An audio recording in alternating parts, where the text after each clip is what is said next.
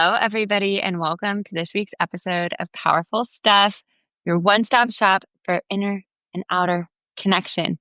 I have just finished an incredible Saturday morning with my husband and our friends Aliki and Kadeo. We got some coffee, did an outdoor workout class, jumped in the ocean, and I was like, you know what? Let's get ahead. Let's not be recording this Monday evening at 8 p.m. To not break our Monday streak, which, by the way, guys, it's literally almost 2-year anniversary of Powerful Stuff. What? Let's do it on Saturday. And so here we are. And I was thinking of what the topic would be for this week. And I had a client call this week, and my client asked me a very insightful question, which was, how do we tell the difference between self-sabotage fear and intuition, right? When we're not doing something because our intuition is telling us no, or when we're not doing something that you know, that would be good for us to do, but maybe we're too fearful. And I thought that that was such an insightful question because as we strengthen our self-trust, that question is a good one to ask and be discerning about. And even just the fact of having that awareness to ask that means you are already on the right step, already on the right path. You are taking steps on the right path. So I just like to say that first and foremost, because most people just don't do it at all, or they just like shun it or ghost an opportunity that might help them actually grow or expand, and make excuses not to do it. It's not the right time. If all the ducks aren't in a row, then I won't do it. And usually when it's like excuse land, when we find ourselves making excuses, or when we find a when then starting to creep in, that's when we can really ask ourselves of, is this a fear response? Are we afraid of expanding? Why are we afraid of expanding? Are we afraid of being seen? What are we afraid of finding, if we are really, or finding if we are really like vulnerable and exposed with ourselves, because fear comes from our inner child just craving safety. And fear is a response to like something being unknown or unpredictable. So what I told this client, the TLDR, is A, celebrate the fact that you're even asking that question because it already means you're asking the right questions. And B, let's make sure that it's not fear. So let's talk to our inner child. Is there something you fear about this opportunity? What is it? Like doing a deepest fear inventory. What do you fear will happen if you do it? And then what? And then what do you fear will happen? And then what do you fear will happen? Right? And then, as you guys know, I never just leave you there at rock bottom with the fears. I always like to take it through deepest possibility. So what is the deepest possibility then if I do this? And then what? And then what? And then what? And then I always like to check in with our inner child, right? What do they fear? Do they fear we're going to abandon them? Do they fear of being exposed? Do they fear of expanding because they fear they don't have what it takes to exist on XYZ level? So I like to ask them that. And then I love to write them a letter. I write my inner little Meredith a letter and I say, dear little Mare, you've done these kind of things before. They were scary at first. You might have fallen flat on your face or felt like you were rejected or whatever, but you got through it. You learned from it. Here's what you learned. You're still alive. I'm still alive. We're surviving, dare I say, thriving. And like, here's what we have to look forward to if we do this thing. What is the greatest possibility if we do it, And then after you've addressed the deepest fears, after you've acknowledged yourself, then you can really ask like, hey, you know, is this like checking in now? What does my highest self say? Now that I've kind of calmed my inner child, is my highest self still saying, something's not right about this? Like spidey senses is saying something's not right. And then have a conversation with your highest self. Okay, what isn't right? What doesn't feel aligned, right? But if after you do the fear exercise, after you acknowledge yourself, if then it feels like, okay, actually, like this would be really exciting. Okay, actually, if I look back 10 years, I would regret not doing this. Then that's a great example or telltale sign rather to be like, okay, maybe this is the good thing to do. Maybe this is the right thing to do. Because by that point, you've let your inner child know that, hey, if I do this, regardless of how it goes, regardless of the outcome, I'm not going anywhere. I'm not abandoning you. In fact, here's our plan A, B, and C. Because sometimes our little inner child just needs reassurance. As I like to say, bless their hearts, they need some reassurance. And so once you give them that, once you address the fears, once you acknowledge them, if then you're like, okay, if I would regret not doing this in 10 years or not exploring or not seeing what's out there or not fucking taking the leap, then it's probably a sign that I should do it. Does that make sense, guys? So basically, the first step is to ask yourself the question, is this my fear? Is this my intuition? Second step, if you really don't know, like having a conversation with that fear with your inner child who's scared. What do you fear will happen? Why do you fear that? What do you need to be reminded of that I've got you no matter what? How do you need to be acknowledged or seen? And then after you've addressed the fear and helped your inner child feel safe in regardless scenario, if your highest self is still saying something's not right here, then it's probably your intuition saying, no, you shouldn't do it. But then the great news about that is you're not going to wonder, what if later on down the road because you've already explored it. But if after the fear stuff, your intuition is like, you know what? Yeah, like I would regret not doing this in 10 years. That's your sign to go for it. And to supercharge that side of it, I like to check in with our inner highest self of like, who is the you that's done it? What shifted? Has that gotten you close to your future vision? Has it gotten you like feeling more empowered, feeling more deserving? The answer is yes. Chances are you should do it. And I have had so many examples of this. I want to give you guys a little example, if you will. Yeah, like I have had opportunities where I like had wanted to pitch something to somebody that I really admired, and we even talked about it. But then was like, oh, well, I'll wait to make it perfect, and then I'll really make it perfect, and then I'll pitch it. But I kept kicking it down the line, you know? And that was actually my fear speaking because it's like I should have just struck while the iron was hot and like pitched that thing because I was like, oh, well, it's such a valuable connection that I don't want to like mess it up by like not sending them the thing, even though they were expecting me to send them the thing. It was a screenplay, guys, in case you're wondering. I have written two comedic screenplays. And yeah, and it's like they were waiting for it, but I was like, "Oh, I'll do one more revision and then I'll send it, and then I'll send it, and then I'll send it," right? And by the time, like, I could send it, it's like the conversation, the energy around it has already kind of atrophied, that it was a little stale, and now that connection is, like, just as lost had I sent it, and they're like, "This script is horrible," you know? So it was like my inner perfectionist and fear that was like, "Don't send it," if that makes sense. So there's an example of like when it was the fear speaking and ruling versus just like sending it, asking for feedback and going from there, you know? And that would have been a great opportunity to kind of do the deepest fears. What does little Meredith need to hear?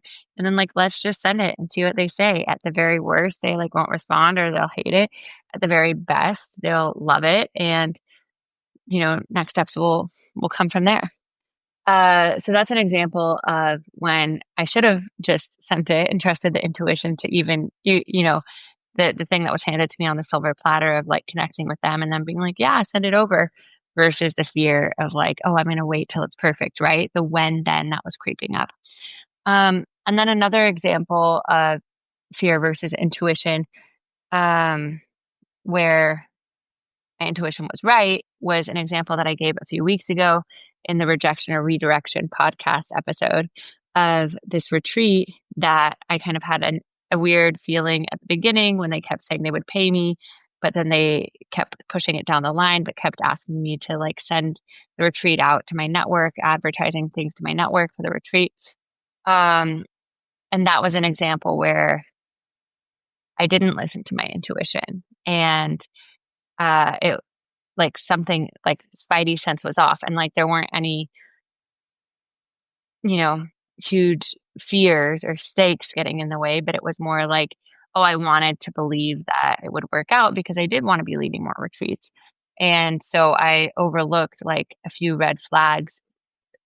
Like it took me longer to like acknowledge the red flags than it would have in a different time where I was honoring my intuition and those spidey senses. So I hope that's clear for you. We'll do a little quick um, meditation around it so you can kind of use this in a moment where you feel like, is it my fear or is it my intuition? So just go ahead and take a deep breath in. Exhale, let it go. One more breath in. Exhale, release. And as you feel your body soften, when you feel your breath come in your nose and deeply out your mouth, relaxing all of your shoulders, your head, your feet,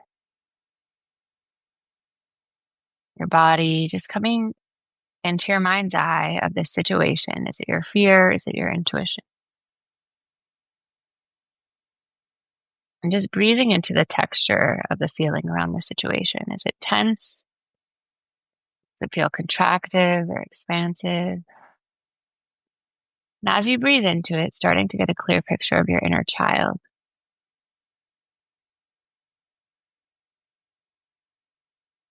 Asking your inner child what they fear about the situation. Do they fear being seen? Do they fear being rejected? Just listening, no judgment.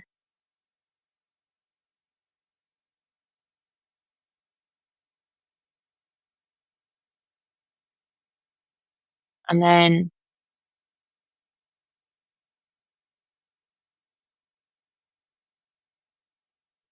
asking them what they need from you to feel safe, regardless of how the situation unfolds. What do they need from you to feel safe?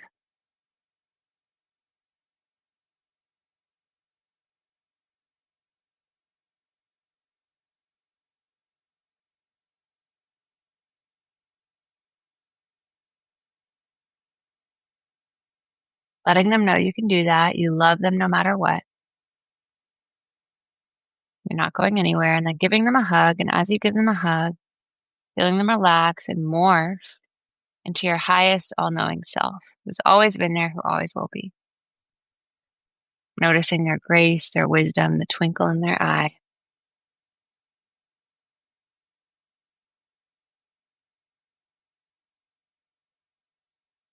And then asking them,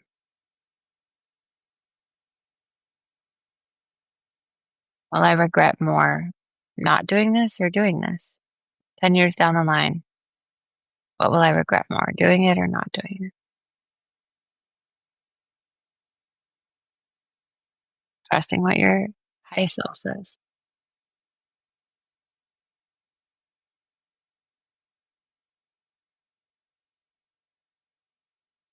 And then asking your high self, how is this decision part of my journey? How is the decision of doing it or not doing it part of my journey?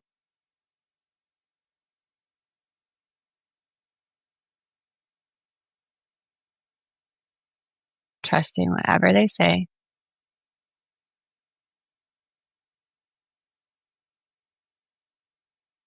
And then just getting a vision of them, of you and your clarity around this decision and all of that energy of wondering coming back to you. And then just seeing and feeling how that elevates your life around you, your relationships, your self-trust in other decisions, your passion, just breathing into that, relaxing into that with a huge sigh. Ah. And then thanking your inner child, your highest self. Take another breath in. And exhale, opening your eyes, coming back into this space. Wow. Your clarity inspires me. I'm so excited that you have this clarity now. So remember, check in with the fear. What is it saying? What does your inner child need? How do they need to be acknowledged? Is there a when then or perfectionism or procrastination at play? Are you afraid of being big, expansive, huge with a huge platform, living your purpose, in love with the world, expanding your capacity to receive pleasure? Or are your spidey senses saying, no, not today, right? Checking in with your inner child. After you do that, check in with your highest self. What will I regret more? Doing this or not doing this? How does this decision impact my evolution in expanding my worth, expanding my capacity to feel joy? Once you have those questions answered, then you can make your decision. And I like to say it's also good to go to the self-trust gym and do low stakes decisions. Low stakes like where should I eat for dinner tonight, or which coffee shop should I go to today? To practice flexing that self-trust muscle. So then when you do get to a big thing like this, you are much more familiar with what your intuition feels like, that little ping of like saying yes. So it's like, where should I eat tonight? 5, 4, 3, 2, 1, my favorite Thai spot, whatever it might be. So that's another little tool that you can use. And guys, I forgot to mention to you, I had the most incredible, powerful stuff live this week.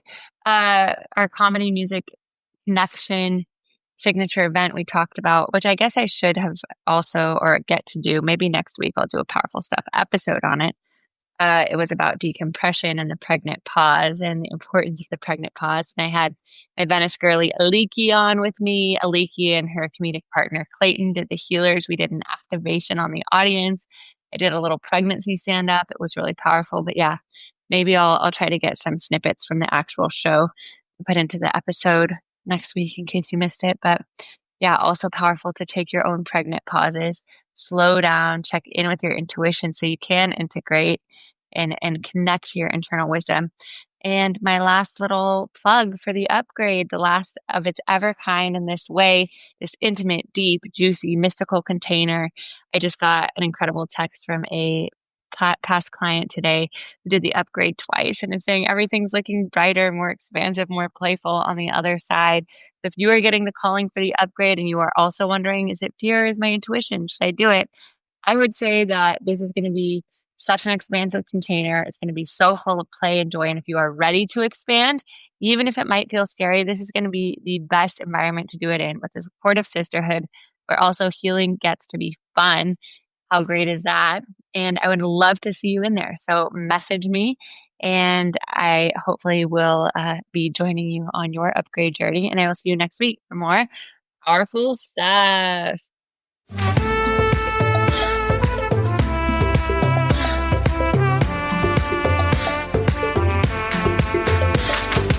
Hey, you. Thank you for coming on this powerful journey with me. I hope it was as powerful for you as it was for me. And if it was, it would mean the world to me if you rate, review, and subscribe to Powerful Stuff so I can keep bringing you the goods. We can keep going on this transformative journey together. And if there's powerful stuff that you want to share with me, with the Powerful Stuff community, tag us on Instagram at That's Powerful Stuff or the Meredith Baker. And I look forward to seeing you next week for more powerful stuff.